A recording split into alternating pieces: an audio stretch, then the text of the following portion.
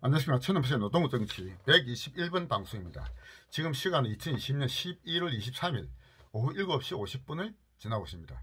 저는 바로 앞에 120번 방송에서 박형준이 내년 부산의 시장 보궐선거에서 국민의힘의 후보로 나오면 안 된다 라는 말씀을 제가 드렸고요. 모두 세 가지 정도를 말씀드렸는데, 그 중에 세 번째는 박형준이 주장하는 이념, 소위 공화주의에 대한 비판을 제가 하겠다. 따로 시간을 내야 되기 때문에 따로 방송하겠다라고 제가 예고한 바가 있습니다.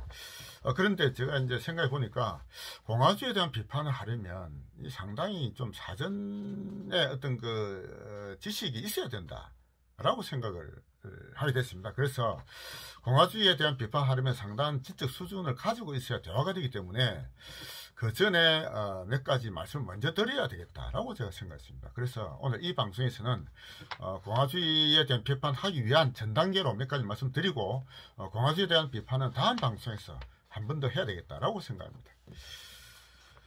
제가 그 117번 방송에서 지금 내년 부산시장 보궐선거의 의미에 대해서 이제 말씀드린 바가 있죠. 부산시장 보궐선거는 단지 부산의 발전을 위해서 누가 가장 적합하냐 그것만 따지는 게 아니다.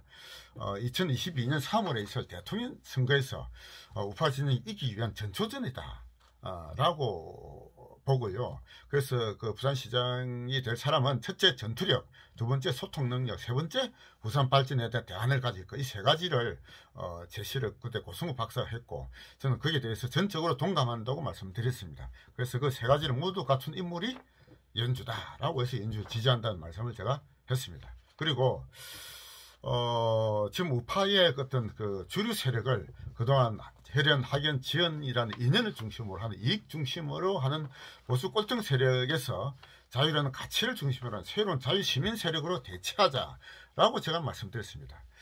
그래서 그런 자유라는 가치를 중심으로 하는 그 자유시민 세력이 되려면 저는 기본적으로 학습을 해야 된다라고 제가 말씀드리고 있는 것입니다.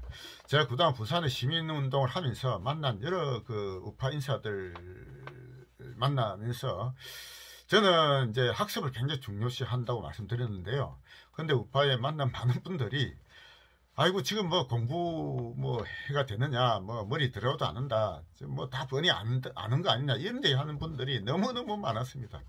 저는 참 그걸 보면서 볼 때마다 참 마음이 답답하고 이런 느낌을 가지는데요. 어쨌든 지금 제가 하고 있는 그 자유 아카데미에서 제 나름대로 학습을 하고 있는 중입니다. 그런데 연주를 중심으로 한 새로운 자유우파 시민 세력이 만들어지려면 그런 튼튼한 학습이 전제가 되어야 된다. 그런 학습한 인물이 들어야 된다라고 저는 생각하는 것입니다. 그래서 마침 이번에 박형준에 대한 공화주의 비판을 하려면 기본적인 학습이 필요하기 때문에 잘됐다 이 기회에 제가 생각을 좀 말씀드려야겠다고 생각합니다. 제가 제 방송 이번 방송에서 처음부터 제가 할 때 우리 우파 진영의 어떤 우파 진영의 농객들 중에서도 뭔가 좀 급수를 좀 이렇게 좀 해서 좀 고수들을 제가 말씀드린 바가 있죠. 그때 제가 내세운 고수가 두 사람이 있었습니다. 정기조 주필과 백모 박승현, 이 사람은 제가 참 저보다 훨씬 뛰어난 고수들이다 라고 제가 말씀드린 바가 있고요. 그리고 그 뒤에 한참 뒤에 또 제가 발견한 또 한 사람의 고수, 제가 전원책 변호사를 또 말씀드린 바가 있습니다. 전원책 변호사가 정치할 때는 그렇게까지 못 느끼는데, 전원책 변호사 쓴 책을 보고 자유에 대한 책인가? 하여튼 그 책을 보고 참 전원책 변호사 대단한 인물이다 라는 생각을 했고요. 그래서 제가 현재 우파 진영의 농객 중에서 제가 아주 참 제가 존경하고 뒷따라야 될 고수로서 저는 세 사람을 꼽았습니다. 예, 정기조 주필, 백모 박승현, 그리고 전원책 변호사. 어떤 이제 저도 제가 자유 아카데미 지금 진행하고 있으면서 우리 우파 진영의 어떤 새로 이제 이 입문하는 분들도 제 나름대로 어떻게 보면 우스개 비슷한 얘기일 수도 있지만 제 나름대로 몇 가지 좀 단수라 그럴까 급수라 그럴까 좀 생각해 본 게 있습니다. 자, 첫째, 지금 현재 우리 대한민국 현 상황을 이념 전쟁이라고 제가 본다고 했죠. 이 이념 전쟁에서 이기기 위해서는 적과 아군에 대한 구분을 정확하게 하고 제대로 된 이념에 대한 학습을 해야 되겠다라고 생각하는 것까지가 저는 우리 자유진영이 입문하는 단계다라고 생각합니다. 예, 그래서 거기에 아직 공감도 하지 못하는 사람들은 뭐 입문도 안 한 사람들이죠. 예, 그래서 어쨌든 일단 입문을 한 분들은 이제 차츰차츰 단계를 높이가야 되겠다라고 생각합니다. 그래서 저는 오늘 간략하게 총 자유우파 1단부터 4단까지 한 말씀드려보고자 합니다. 공화주의에 대한 비판하려면 적어도 그 4단은 넘어야 한 5, 6단은 돼야 된다고 생각하기 때문에 그렇습니다. 자, 먼저 자유진영 1단이 될 자격은 뭐냐? 자, 우리 대한민국은 민주공화국이다 하면서 우리가 민주주의가 지구 질서의 가치로 우리가 그동안 여겨왔습니다. 이에 대한 비판을 할 수 있어야 우리 자유진영 1단이다. 1단이 될 자격이 있다라고 저는 먼저 말씀드립니다. 우리가 독재와 민주라는 이렇게 구분하면서 뭐 독재는 나쁜 거, 민주는 좋은 거. 그래서 민주화 운동한 거는 전부 다 좋은 일을 한 것으로 그동안 우리가 뭐 어떻게 보면은 세뇌되었다, 학습되어 왔다. 저는 그렇게 보거든요. 지금 뭐 소위 현재의 정권을 잡고 있는 자들도 전부 다 민주화 운동했다고 하지 않습니까? 저들이 뭐 공산주의 운동했다고 아무도 얘기 안 합니다. 예, 다 민주화 운동했다고 하지 않습니까? 그리고 지금 뭐 제주 4.3 사태도 민주화 운동 한 걸로 지금 포장하려 하고 있고 5.18은 이미 민주화 운동했다고 막 법까지 만들어져 있습니다. 예, 그래서 이런 민주화 운동, 민주주의라는 게 과연 지구 질서의 가치냐, 이게 대한 말씀을 드리고자 하는 것입니다. 저는 근본적으로 민주주의라는 말 자체가 잘못된 번역이다라고 제가 말씀드린 바가 있습니다. 제가 저희 113번 방송에서 민주주의에 대한 올바른 이해라는 제목으로 말씀드린 바가 있습니다. 자, 결론을 말씀드리면 민주주의는 번역이 잘못됐다. 민주주의라는 건 데모크라시인데요. 데모크라시는 이즘이 아니기 때문에 가치가 아니다 이거죠. 그래서 민주주의, 데모크라시는 뭐라고 번역돼야 되느냐? 대중정치라고 번역돼야 된다. 그래서 정치적 의사결정을 하는 주체가 누구냐에 따라서 구분되는 것이죠. 혼자 결정하는 게 오토크라시, 독재고, 독재정치. 그리고 여러 명이 집단 지도 체제로 하는 게 귀족정치, 아리스토크라시입니다. 그리고 민주정치, 다수가 결정하는 게 데모크라시, 대중정치죠. 자, 그런데 대중정치가 과연 다수가 결정하는 게 과연 항상 옳은 것이냐 이것이죠. 역사적으로 볼 때 다수가 틀린 결정한 경우도 굉장히 많습니다. 그리고 독재가 반드시 나쁘냐? 꼭 그렇지 않죠. 예, 그 뭐 제가 예를 들지 않더라도 뭐 딱 그 정도는 이해하실 거라 봅니다. 그래서 데모크라시는 이즘이 아니고 그래서 가치가 아니다 이거죠.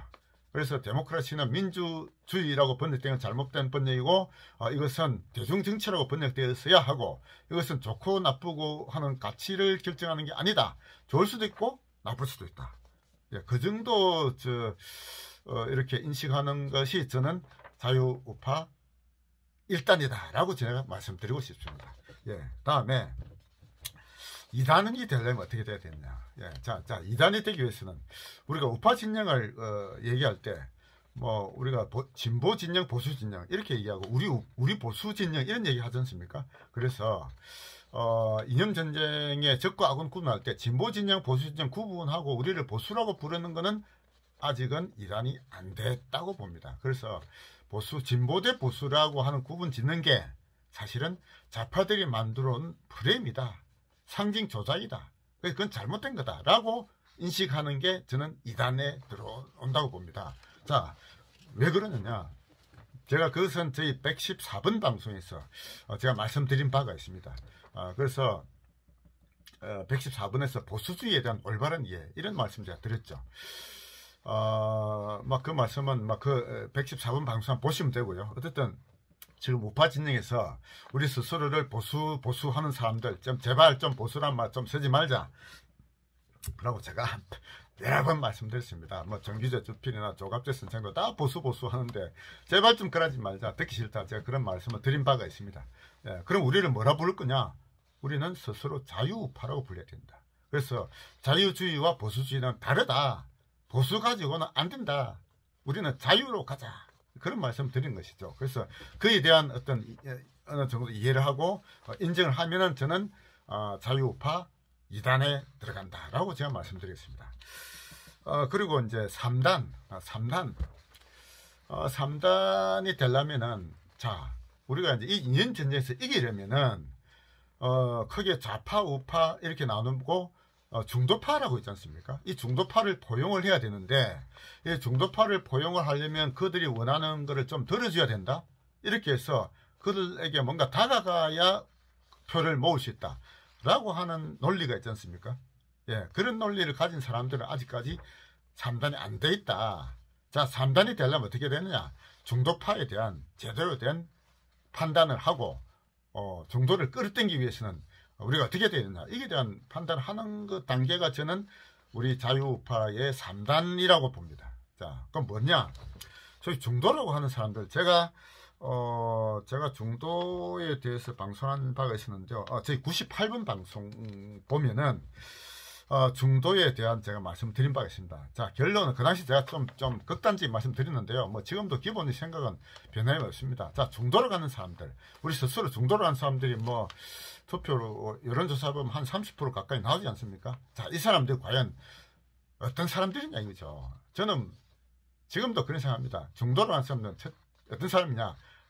무지한 사람들이다. 모른다는 얘기죠. 그러니까 이 소위 이념 전쟁에서 좌파 우파의 기본 뭐 틀이 사회주의, 공산주의 또는 자본주의 뭐 이런 것들인데, 이게 대해서 제대로 된 학습을 한 번도 해보지 못한 사람들이다.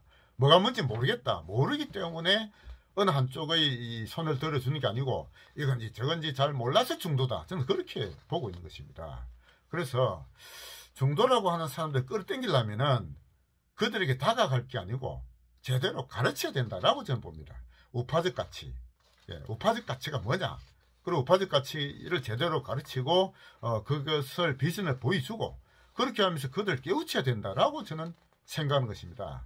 자, 그러한 관점을 가지면은 그게 저는 자유우파 3단 정도에 이제 올라섰다라고 보는 것이죠.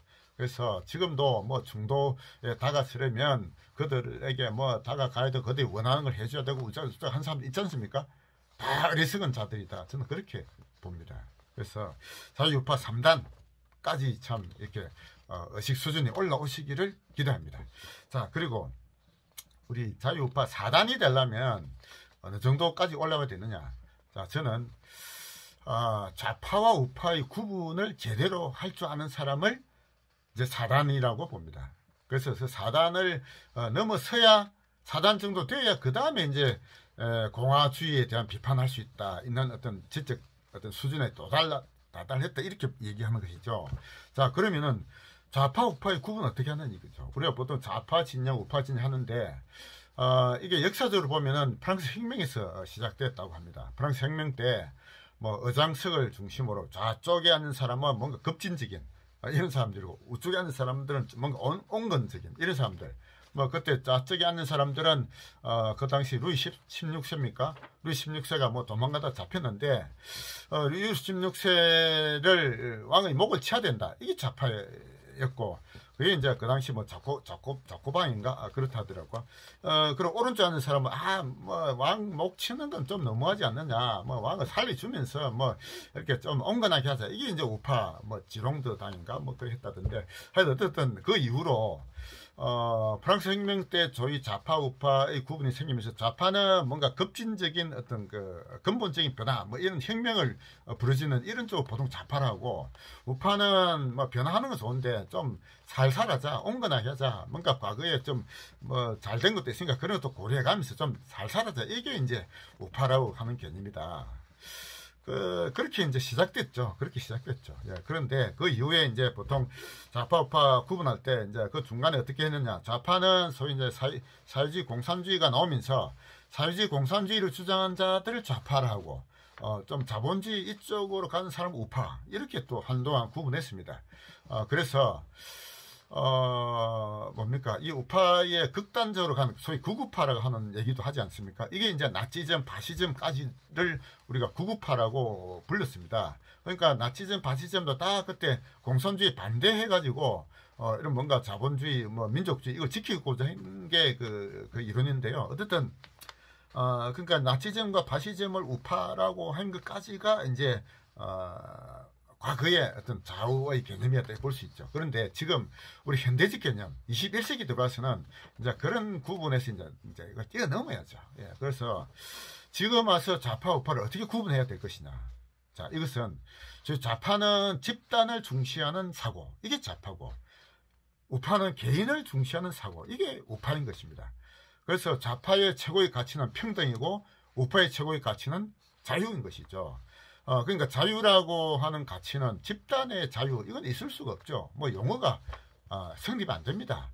그러니까 우리가 자유라는 가치를 내세우려면 어디까지나 개인이 전제가 되는 것이죠.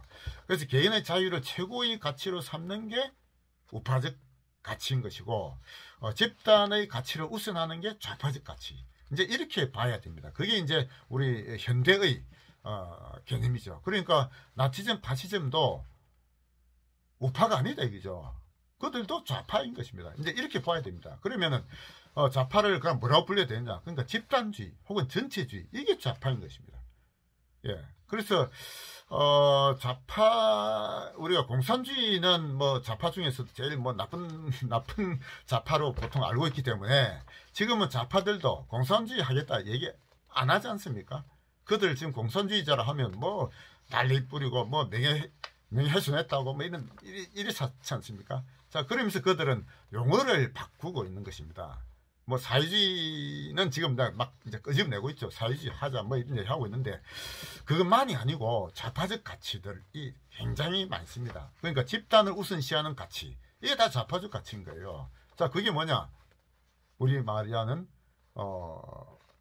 공화주의도 거기에 들어간다 이겁니다. 공화주의, 공동체주의.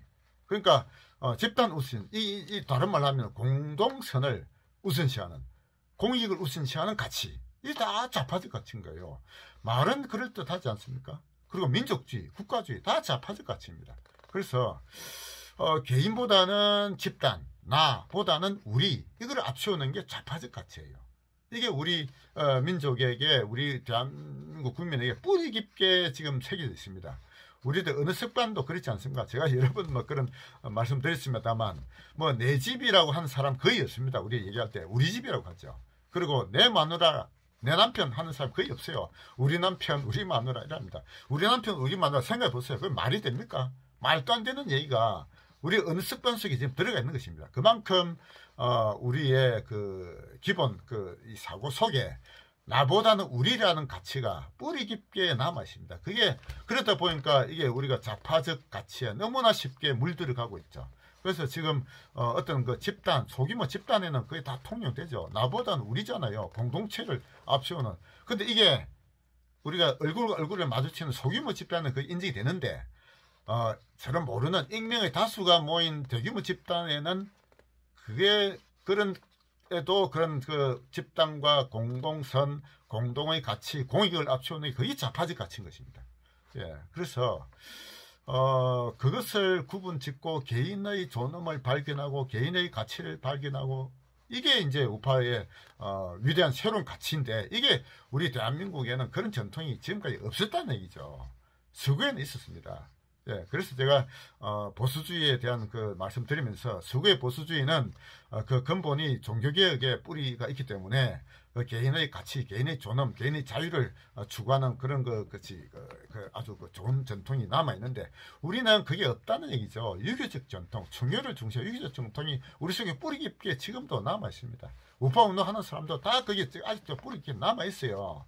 그러니까 제대로 된 학습이 필요하다는 얘기입니다. 예, 그래서 제가 오늘 조금 길게 말씀드렸습니다만, 다음에 공화주의를 비판하기 위한 그 전제 조건으로 뭔가 기초적인 학습이 필요하다. 그래서 제가 모두 우파 진영에서 학습을 해야 될 4가지를 제가 말씀드렸습니다. 자유우파 진영의 1단부터 4단까지를 말씀드렸습니다. 예, 그래서 다음에는 공화주의에 대한 말씀을 좀 해보도록 하겠습니다. 감사합니다.